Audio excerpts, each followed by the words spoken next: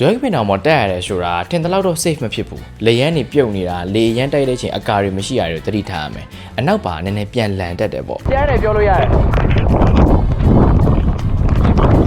တက်မယ်ဆိုရင်တော့ trade shoe လေးပါတာပိုကောင်းတယ်ပုံမှန်ဖက်နှက်တွေလောက်မပင်ပန်းဘူးတောင်မတက်တာကြာမယ်ဆိုတော့ရေတပူးနဲ့မုံနည်းနည်းလေးပဲတည်တာကောင်းတယ်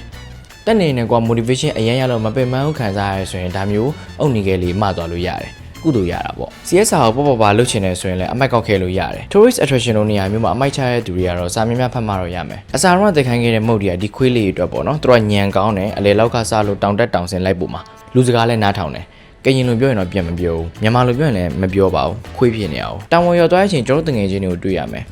ဒီမြောက်လေးတွေကစိုးရလို့ပြောချပေမဲ့လို့တကယ်တမ်းကျတော့မစိုးဘူးကြိုက်ပဲကြိုက်တတ်တာအချိန်ကြာကြီးတက်လာပြီးမှတောင်ပေါ်မှာခဏလေးတက်ပုံရိုက်ပြီးဆင်းသွားမယ်ဆိုရင်လည်း fair မဖြစ်ဘူးပေါ့နော်လေကားလေးဆင်းပြီးတော့အိုင်နာမှာဘိုက်ဆိုင်ဝင်စားလို့ရတဲ့နေရာလေးရှိရယ်ကျွန်တော်တို့မမွေးခင်တည်းက